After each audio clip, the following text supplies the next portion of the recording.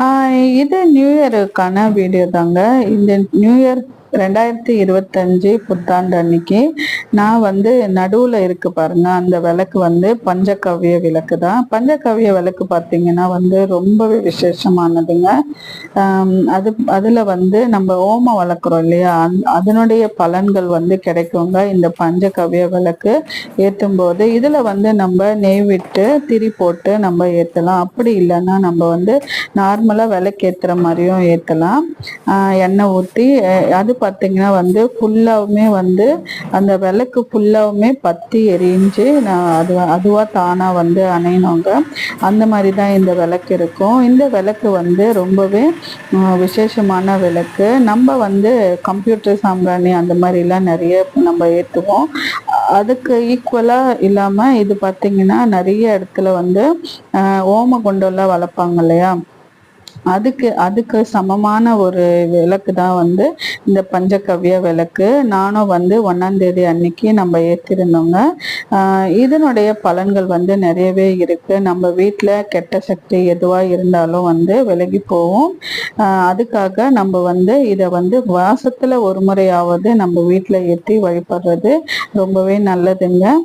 நீங்க உங்க வீட்டில் யாரெல்லாம் ஏற்றிருக்கீங்கன்றத நீங்க சொல்லுங்க. இந்த வருஷம் நான் புதுசா என்ன பண்ணியிருக்கேன்னா, நம்ம வீட்டில் மளிகை சாமான் எல்லாமே வச்சு வழிபட்டு இருந்தோங்க. ஆக்சுவலி அன்னைக்கு சாமியை நம்ம வழிபடுறது காலையில ஏஞ்ச உடனே சாமியை பார்த்துட்டு அங்க பழங்கள் அந்த மாதிரி காய்கறி வகைகள் எல்லாமே வச்சு அன்னைக்கு வழிபட்டா ரொம்பவே நல்லதுன்னு சொல்லுவாங்க.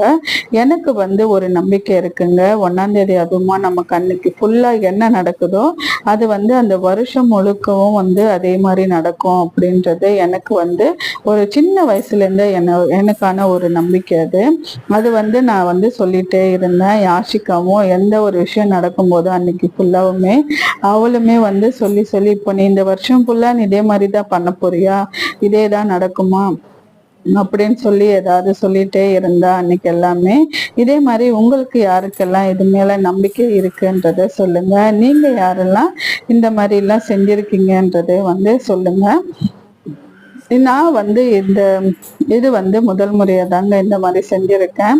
எனக்கு திடீர்னு தான் தோணுச்சு இந்த மாதிரி செய்யணும்னு. அதனால முன்னாடியே பிளான் பண்ணி நான் இதெல்லாம் வாங்கி வச்சு அன்னைக்கு வழிபாடு செஞ்சிருந்தேன். நம்ம தைப்பூச விரதம் இருக்கிறதால நம்ம அன்னைக்கு ரொம்பவே விசேஷமா அந்த நாள் இந்த பூஜை எல்லாம் செஞ்சு நிறைவடைஞ்சுதுங்க. அடுத்த vlogல பார்க்கலாம். இந்த vlog பிடிச்சிருந்தா சப்ஸ்கிரைப் பண்ணிட்டு பாருங்க. பாய்.